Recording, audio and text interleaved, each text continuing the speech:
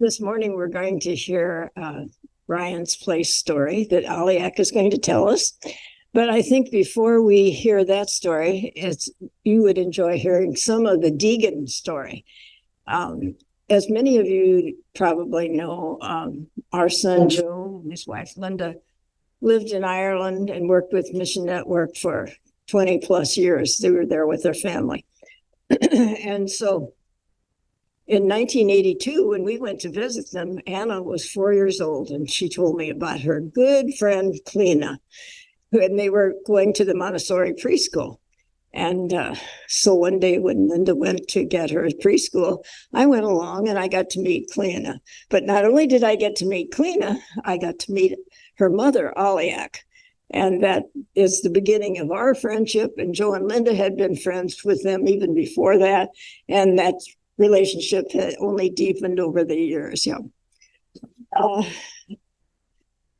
Fast forward to 1982, and to 1987, and Joe and Linda came back to the U.S. for a year's home leave, and they were living here in Goshen. And Aliak and her 4-year-old Rasa came and visited for a couple of weeks, maybe. And so this gave her first taste of life in Goshen. And maybe, was it in the U.S. also? Had you been in the U.S. before? Yeah. No. Okay. All right. So they were here. And then in 1995, Willie and Aliak applied for the Irish Diversity Lottery, right? It's the U.S. Diversity. Sorry, the U.S. Well, right, yeah. And they actually won, which meant that they could come and live in the U.S. and had a path to citizenship. So in 1995, Russ and I were living in Chicago, working there, and it was a really hot August day, and we went to the O'Hare Airport to pick up this family from Ireland. The 4 children were probably ages something like 6 to 16 or 17, yeah. And we brought them to Goshen. There had been some work done before they got here. We had friends helping us locate a house for them, a car or a pickup truck, and even a possibility of a job for Willie. So they settled in. Willie worked for Hope Builders for a few years, and Aliak began working for Campfire. And then Willie changed jobs and came to Goshen College and was groundskeeper. And many of you may know him from that position now. About that time, when he came here, that meant Aliak could begin fulfilling a long-time dream of going to college. And she began classes in sociology. And one of the profs in the sociology department heard about a job or knew about a job at Ryan's Place. They needed a new director. And so they urged her to apply. She did. And that's what happened. She got the job. And she continued until working part-time and completing her college degree, and then went on to get her master's at IUSP. And I think 2 of the children also graduated from Goshen College. But so that's briefly a bit of Aliak's story, and she'll tell us now about Ryan's Place.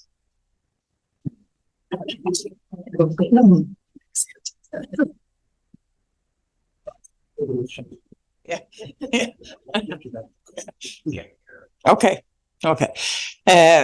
So March just told part of that story because when we came here and Russ and Marge were living in Chicago, they rented a van, a big van, and drove us all down with all of our boxes and our suitcases, and we came, and to be honest, we could not have done this without the Lichty family. They supported us in every way that they could. They went looking at houses for us. We were selling our house in Ireland, and so they found us a house on 8th Street, which we still live in, right next door to Mary Oyer's house. And Russ and Marge went to look at it, and this is before the internet was widely available. And so we bought that house by fax. from Ireland, unseen by us. But Russell Marge sent us photographs, and so when we got here, the Burkholders, Sue and JR, let us stay in their house for a week while we waited to move into our new house. So there was just, and Russ and Lois Shirts kind of adopted us as grandparents to our kids, and went to Grandparents' Day at Parkside for our younger kids, and there was just such a welcoming, like, presence from the whole Mennonite community. Definitely Russ and Marge were like there at the top, but everybody just welcomed us so well. And I honestly don't think we probably would have made it without that. We had always said, at the beginning, if we don't settle in within 2 years, we'll go back. And 28 years, we're still here 20 years later. So anyway, so we have a huge debt to Russ and Marge, and remember Russ so fondly and well. And I always say he was just one of those men that I just don't think he had a bad bone in his body. He was just the best. My connection with Goshen College was social work. I was in the social work program here, and then I went on to get my master's in social work after that. But I was about 9 years in Campfire, and then this position came up at Ryan's Place, and I took it. It was 20 hours a week, and I meant I could continue my education, and I ended up doing my first internship at Ryan's Place. So I was there about 40 hours a week, but half of it been the internship and half been administrative. So I got hired there about 3 years into after Ryan's Place opened. They had a gala and they raised a lot of money, so they were able to hire a couple of staff people. And so it went, we kind of moved along slowly, but built the programs from there. We used to just have a program at Goshen City Church of the Brethren, and then we kind of expanded and started doing things outside. We're now in school. We do school programs now in Elkhart County, St. Joe, and Kosciuszko County for children from kindergarten up to 12th grade. And they're not all together. They're broken down by age group. And so we have approximately 24 or 25 programs in the schools a semester. So we're very busy, and we do this with 4 staff, 4 and a little bit, like 25% staff. And how we do that is we have a lot of student interns. I immediately, even before I could supervise it, I would have someone else supervise the interns. So over those, Ryan's Place opened in 2002, so we're going to be 22 years old in January. And over those 22 years, we've had 67 interns from Goshen College alone, and like 180 altogether. And sometimes we've had as many as 12 interns there at a time, and sometimes we've had, like at the moment, we have 6. So just depends on the year and who's interested in doing that with us. So as a social worker too, I feel responsible to make sure that young students get the opportunity to have good placements so that they can learn a lot, and whatever they learn at Ryan's Place, they can take out into the community and use it, wherever they find themselves landing for work. So we have that school program going, which is thriving. We always have a waiting list for schools who want us to do programs. Elkhart Schools partnered with us about 3 years ago, and they were able to get a grant to pay us some money, which was great because all of our services are free. There's no cost to schools or anywhere else for anything that we do. So they actually got a grant, and it was 2 years at $35,000 a year, which was really helpful in bringing those programs and paying for mileage and paying for the programs to be at their schools. So Elkhart Schools are probably our biggest school system that we work with. We also have our groups that meet on a Monday night, and we're now at Silverwood Mennonite Church. And we love Silverwood. It's got plenty of rooms. You know, we're there every other Monday with the kids and adults. And then it got so big and we ran out of space that we had to move adults who are not bringing children to Ryan's Place to the opposite Monday. So we're operating there 2 nights. We also do individual counselling with children and adults who've had a death in their family. And our mission is to work with grieving families. And I have to say to people, because we get calls like, do you do pet death and different things? And I say, no, at the moment, where we are, we're humans only. But a lot of times children will bring in, they may have had someone die, but they talk a lot about, you know, a family love pet, you know, that they talk about a lot, and that's fine. We're not necessarily a religious organization. We're not a faith-based organization. And the reason that we're not a faith-based organization is that we want to be open to everybody and for everybody to feel comfortable. A lot of times people think because we are in churches working that we are faith-based, but we really do want it to be open to everybody, because we know that no matter where you are, where you're from, and what faith you have, everybody grieves. And so when they've had a loved one die. And then one of the other things that we do is we have a crisis support team that go out to schools after the death of a student or a teacher or a staff person.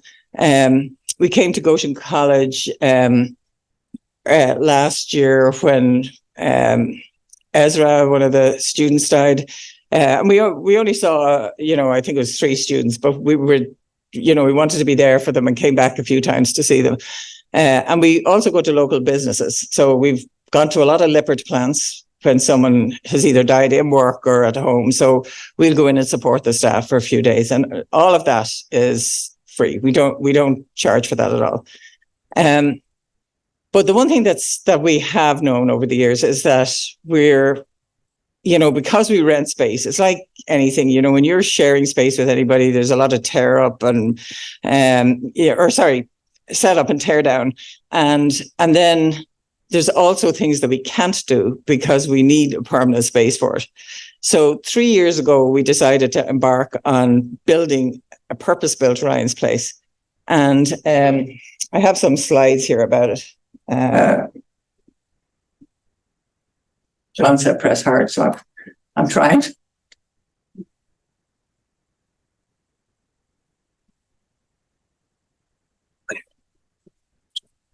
Okay, so we purchased 10 acres of land out in the Waterford Commons area. That is right next door to Prairie View Elementary in Waterford. And there is a big housing development going to go in behind us there.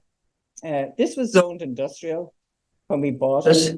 So we always knew there could be a lot of factories and industrial things going in. So we were really happy that, there's housing going in behind us because it's needed in Goshen. I know it's beautiful land. And it's a pity because it's, it's perfect farming land.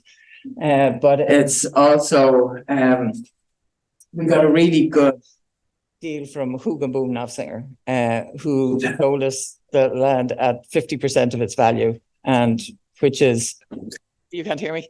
Okay, sorry. We purchased the land from Hoog & Boom Knopfsinger, and they gave it to us at 50% of its actual cost. The Hoog & Booms had come to Ryan's Place many years ago after their son, Phil, was killed, and his cousin and another young man were killed in a car accident one summer. So they sold us that. And so we've had the land now for 3 years now. And it's sitting there. It's perfect because the utilities are all in around it. It's going to be very easy to build in that, and you can see it's as flat as a pancake. So it'll be really great, and it's very exciting for us. Will I try again? Oh, there we go. So this is a designer thing of what it might look like. There will be changes in it, but we wanted to have a house feel. We're calling it a home for healing hearts. And the field we called our field of dreams, like the movie. It's, this is just a designer look of what it'll be like. And we will house everything in there except our school programs. So we'll have individual counselling, we'll have our groups, we'll have our administrative offices. We're currently paying about 40,000 a year in rent. So that'll be helpful towards utilities and stuff afterwards. And then, so we went and we visited several, there's about 400 children's grief centres throughout the country. And we're one of 4 in Indiana. There's a place many of you might have heard of in Fort Wayne called Aaron's House. And they built back in 2014. And their building, about the same size as ours, cost $1.5 million to build. Ours is costing 6. So it's like things have gotten so expensive since then. And ours is no fancier or anything than theirs was. It's just the cost. So we began talking to funders, and the Bontrager family, Bertha Bontrager's children and grandchildren have all been very generous and got the ball rolling for this for us. Bertha did own Jayco. So Ancon Construction will be our contractors. And at this stage, we've raised, it's actually 4.7 now. I got to check on Friday that brought that up to 4.7 of a 5.9 million budget. We're talking to other funders at the moment, and we have a good chance of, we know we're going to get some funding from Lippert to help us build it. So the size of the building will be 20,000 and a half square foot. So you might ask us, what do we need with all that space? And this shows here the outline of where, I think I might just take that off. That is a little bit easier if I can. This is Prairie View Elementary over here. And then this will be us here. This is the building. The parking lot's bigger than the building, obviously. And the plans are, though it's not in the budget yet, to put in like a children's playscape, and we'll use the playground at Prairie View, but we'll be able to put in a pavilion. We're going to put in a memory grove of trees. Aaron Kingsley at the city has told us that he'll help us, and we have other people that are very interested in how we're going to do it. This part up here in the right-hand corner will be mostly wilded, with Indiana native plants and stuff, and it'll also be a water retention pond underneath it. So, but we're going to wild it. We want this building to be as environmentally sustainable as possible. We don't have money in the budget for any solar panels yet, but we have someone that's going to help us get a start. And once the building is going, and the way when people build a building, they put bricks down with people's names on it. We're going to have a campaign to pay $1,000 towards $1,000 should get you a solar panel. So, give us $1,000 and we'll put your name at the bottom of the solar panel or wherever, somewhere. We'll have a list. And so I've learned so much about fundraising. As the executive director, CEO of Ryan's Place, I'm basically a social worker, but through this whole process, I've learned, there's ways of raising money, and I'm still learning. And so what it'll mean for us, we'll have all of our services, with the exception of school programs, under a roof, and we can expand our existing programs. We're currently on one night a week when we can offer programs, one evening a week. This way we will be able to offer them, every evening. We'll be able to make the groups smaller, have more specialized groups than we currently have.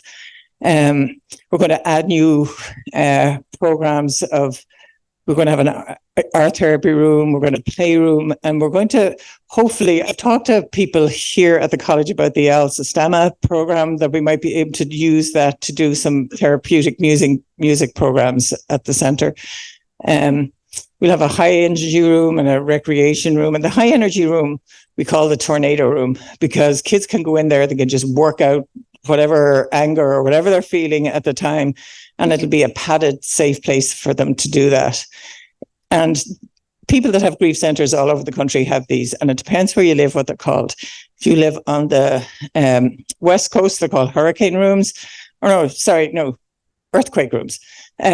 Midwest is tornado room, and the East Coast it's hurricane room. So we're getting a tornado room. But we'll have more training space. We'll be able to do a lot more trainings there. We'll do community. We'll allow, we want the community to come in and use the building too, and do events there. And our administrative offices will be in there.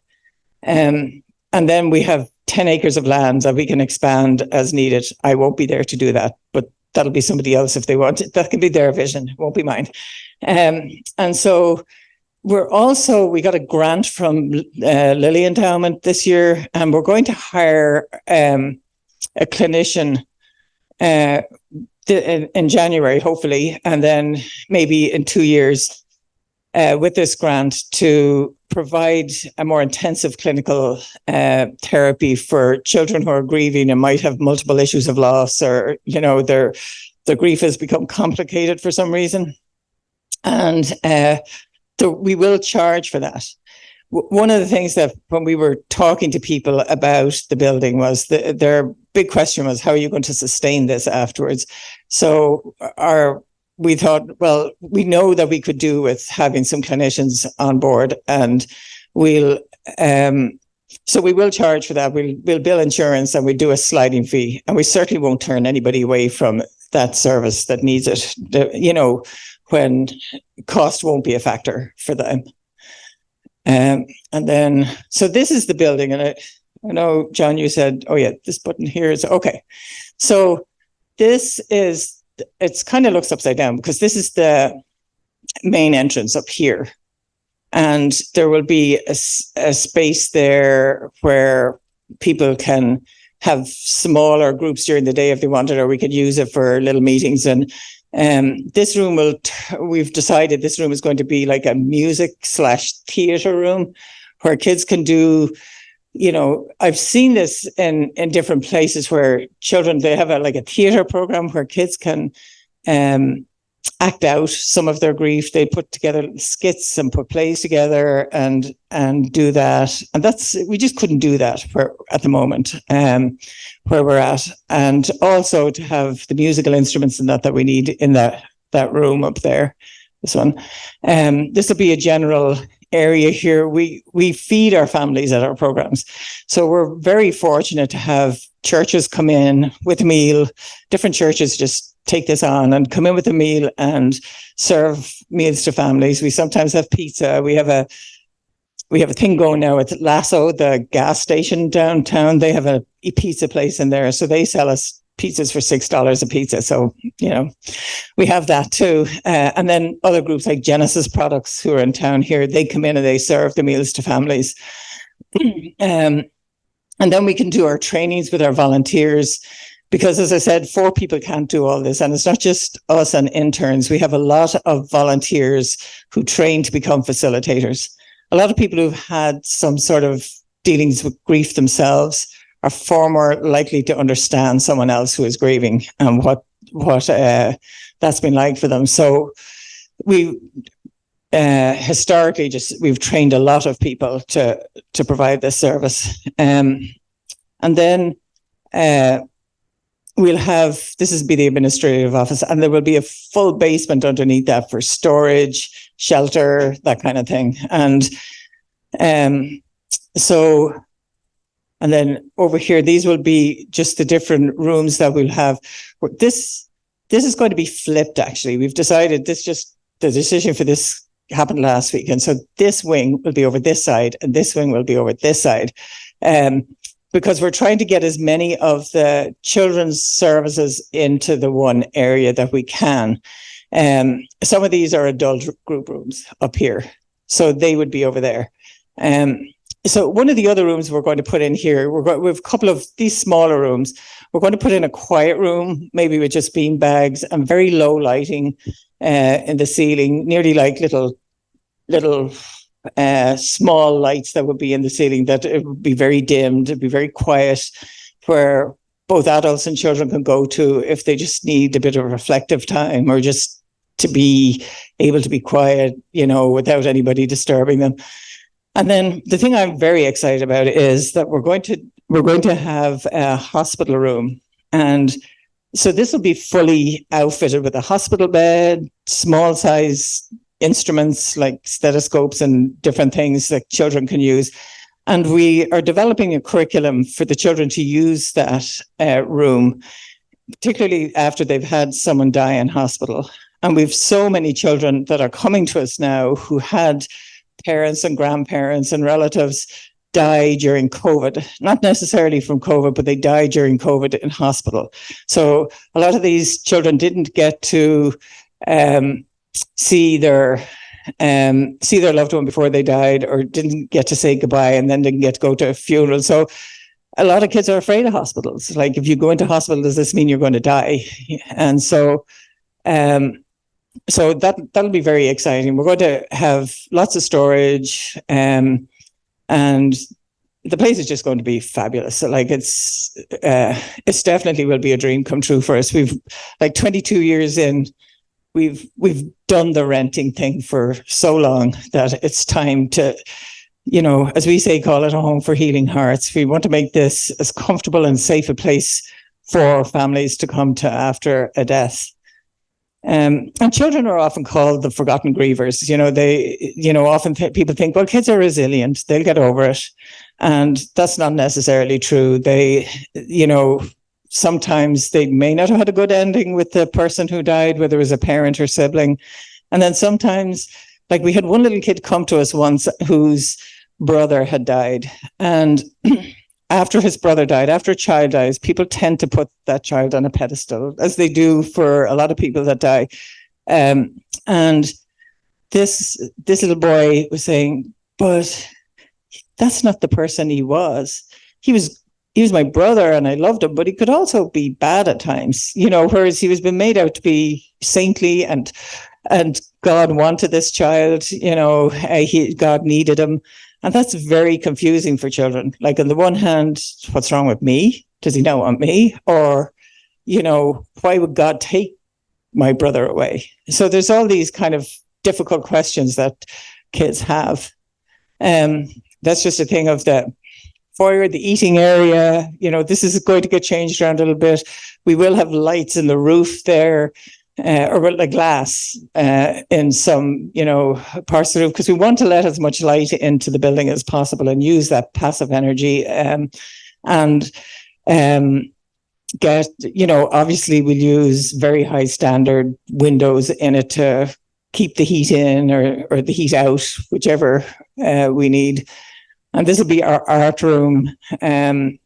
So we're going to put a kiln. We're kind of not sure quite where the kiln will go. We want to put it outside, but then if it's outside, it has to be in a locked area. So we're working on all that now, but we want the kids to be able to do some pottery, any type of art that they can do. And we will have people, we have some volunteers who are our therapists who will kind of manage that program for us. And so, yeah, there's that. And I was just going to end with a little video showing you, this was done for our gala that we had in May. And it's just some of the children talking about their grief and Brian's place. So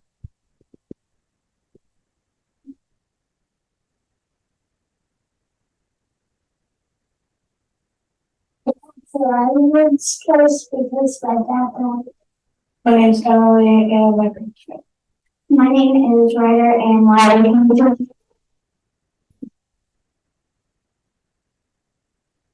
because my dad died.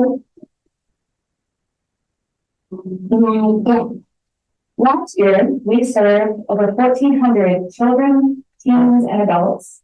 The need is so great that this year we are on track to serve between 300 and 400 more. My name is Clinton. My dad passed away 2 years ago. I'm going to Learning's place. When I was hungry, I thought of Abraham.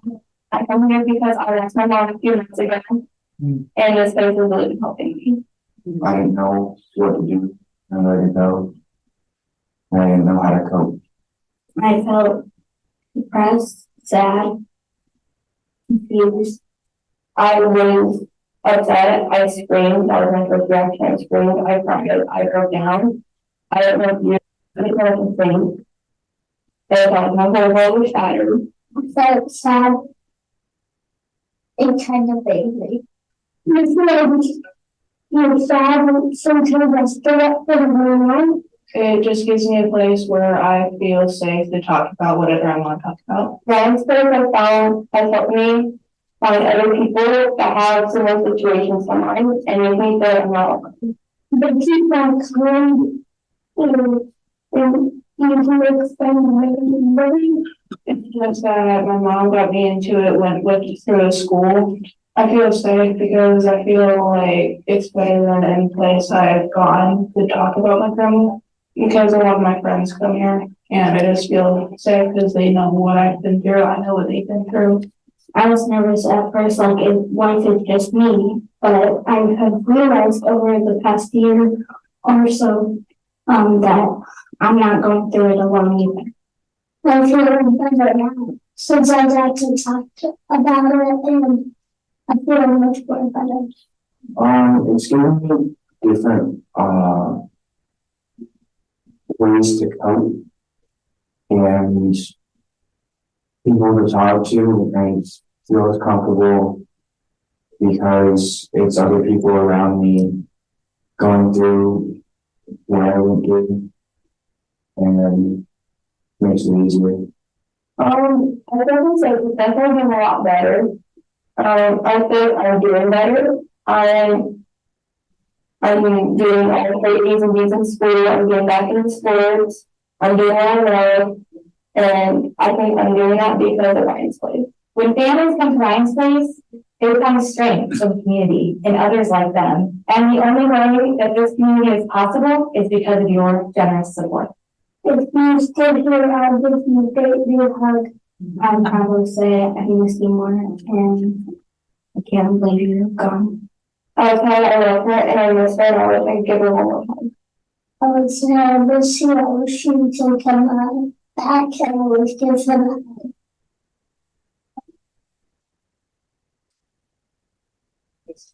Yeah, adorable.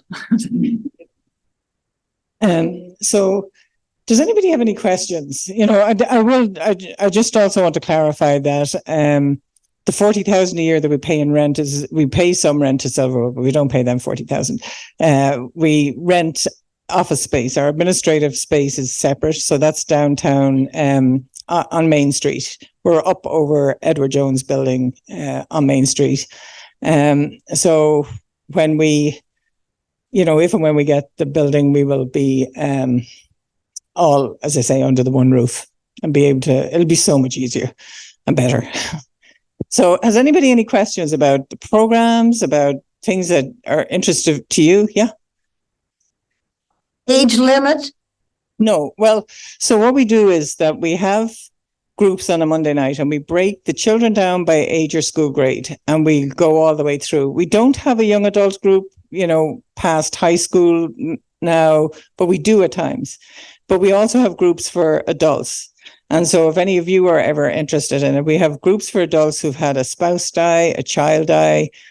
We have a suicide bereavement group for adults, and we have a family support group. And there are people that will be coming, they're bringing children, but they might have been divorced from the spouse that died, or it might have been a grandparent of the child that died or something. So they'll go into a family support group to learn, talk about their own grief and learn how to support their kids. So we're hoping that when we get this new building, what we'll be able to do is groups for adults and older adults during the day.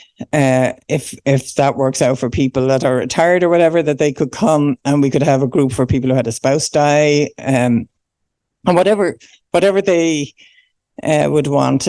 You know, people find themselves these days outliving some of their adult children, and so we want to be there for them. Because, as I said before, grief affects us all. And, you know, we know that it doesn't end. You're always going to miss that person. And a lot of times people expect, like most people working get 3 days bereavement leave. And, you know, it's not enough. You know, my son-in-law died last year. He was 45, and my daughter got 3 days bereavement leave. So then she had to take her vacation, and she was out of work she had to go back to work after about 2.5 weeks, and because she'd used all her vacation, and then it meant she had to go a whole year before she got any more. Whereas she found she needed it, and they weren't kind of willing to work with her on unpaid leave. So that was difficult for her to not have, because in the immediate aftermath of a death, when we're all in shock and, you know, we're just trying to get by every minute, but there's people around us and people helping us. And what we find is that kind of tapers off. People get on with their own lives, which is natural. There's nothing wrong with that at all.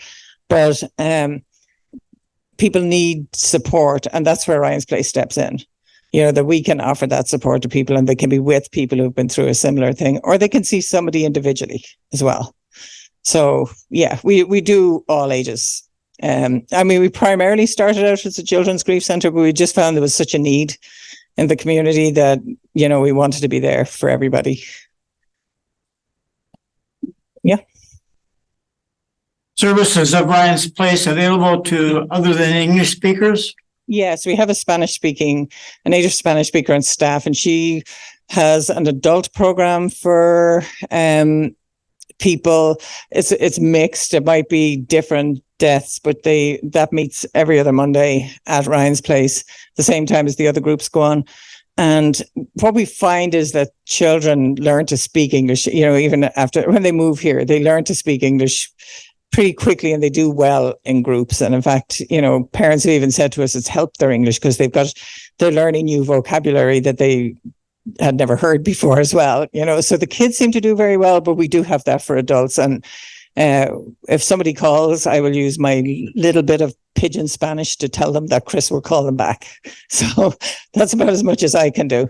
But we do, yeah, we offer them in Spanish. And our website translates into a gazillion different languages. You can even actually get the Irish language on there, which I find fascinating. You know, it's like, so people can get on and find out about our services in many, many languages. We're trying to reach the Ukrainian community, but we haven't had much luck with that so far, you know, but we're trying, you know, to see if there's anything that we can do to help. So, yeah. There any coordination back and forth between Ryan's Place and Oaklawn? Yeah, there is. So Ryan's Place is part of a group of 10 or 11 youth agencies. Now, this is for kids, and it's called Partnership for Children. And if we have someone coming to Ryan's Place and we know that they need services that we can't offer, we can get them in very quickly to get a mental health assessment at Oaklawn as part of this partnership. And then they will get them set up with services that are free to them if they don't have health insurance or they don't have the means to pay, that they will be free. Their assessment has to be paid for, but we're also trying to get a fund going to help pay for that assessment for people that wouldn't have access to that. And then there's also the Source, which is part of Partnership for Children. We had a grief seminar here actually in September, and we partnered with the Source and Goshen College to bring that grief centre. So that was attended by a lot of professionals and counsellors, mental health therapists, social workers, teachers. And it was, and so that was in partnership with the Source, and they helped grant fund some of that. And then they have open access now, which we've been able to get people who are in crisis into them, you know, and they didn't know that there was open access. So we can give them that information. We can refer people all the time. And Oaklawn have been very generous with us. They sponsor some events for us and things like that as well. Yeah. Any other questions? I have some literature over here, and there's a notebook and a pen. If anybody wanted me to contact them afterwards, either about services or anything at all, feel free to just write your name in the book, and I'll stick around later on in case anybody had anything that they wanted to ask. And then there's just some literature about our programs, and please feel free to take that and share that with anybody. I remember in the past. Yeah. Continue to relate to that group. Yeah, we have. Sorry. The question was, do we have served a lot of Amish in the past? Do we still do that? And we do, not as much as we used to. We had a couple that were Amish. They were part of the Amish church, and they had gotten permission to come and volunteer and facilitate this. And so we had a lot of families come, very large families. And then that couple left the Amish community, and so that kind of made it a little bit complicated for a while, but we're starting to see other families come back again. And so yeah, we've done that. So it was it's been a really good partnership, and we've gone out to their homes, and which we don't do home visits usually, but sometimes when people have a hard time with transportation and that we'll go out and do some work with them there. So yeah. That's it then. Okay. As I say, don't forget to take the